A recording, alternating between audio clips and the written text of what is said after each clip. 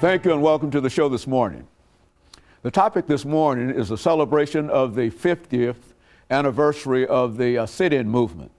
And we are fortunate to have with us to talk about the 50th anniversary of the sit-in movement, two participants in the sit-in movement, Mr. RPatton and Mr. MWalker. And of course, Mr. Patton and Mr. Walker, let me welcome both of you to the show this morning.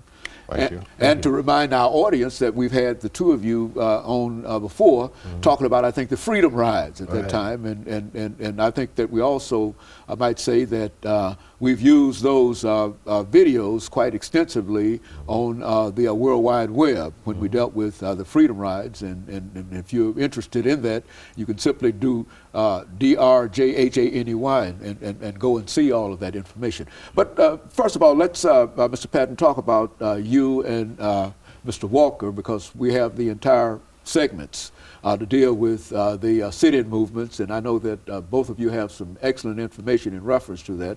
But let's start with you, Mr. Patton, by having you to give us some information about your background, education, and that kind of information, 2 or 3 minutes of it, and then Mr. Walker will give us the same information, and then we'll get into the sit-in movement itself. Well, born and raised here in Nashville and attended the public schools, the good public schools, head school, the old head school, Fort Greene and Washington Junior High, and into Pearl High, and then into Tennessee State, which was Tennessee A&I at the time, and heard about the workshops.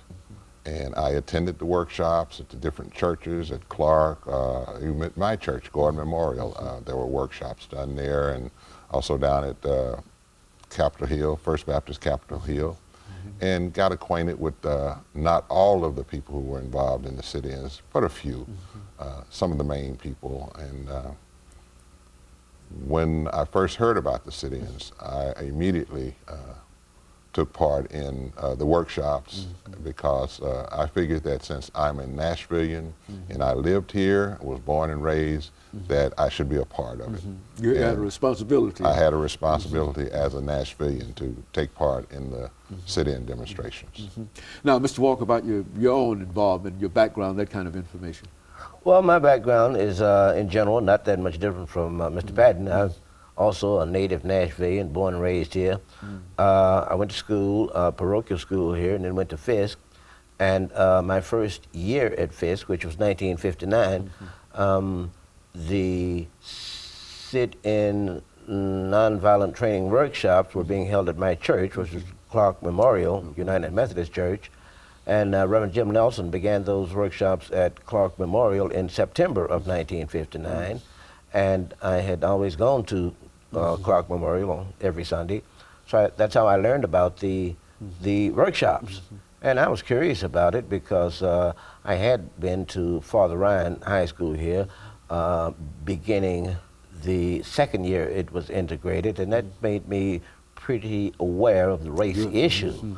So when I heard what they were talking about in the workshops, I felt this was something that I needed to be a part of, because I was aware of how racism played a part in the community, and I just stuck with it, kept at it, and participated in most, if not all, of the sit-ins during 1960. Now, the sit-in movement was an extraordinary movement because it sort of upset the entire Southern system of separation of the races. Now, were you at any time fearful of your life in reference to becoming involved in this movement? Was there, because it's a courageous thing, recognizing the separation of the races and how long that had happened, and not only how you would be involved in it, but about your parents and some of the white people that you knew and your parents knew, and et cetera. How did you make a decision? How did you come to a decision to become involved in such a movement at that particular time, understanding all of that?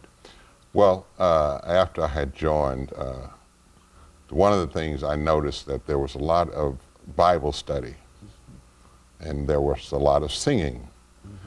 These were, to me, we were rooted and grounded in the Bible and in singing, and we were taught about, our teacher was Jim Lawson, and he taught us things from the Bible. He taught us things about Gandhi and how Gandhi was able to do what he did in India.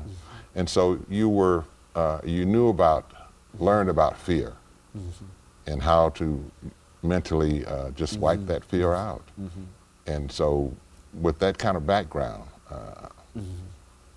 if you can sit at a lunch counter and look straight ahead and maybe just hum a tune or two to yourself, you don't know what's going on around Okay, you. and of course we'll continue this after our first commercial break.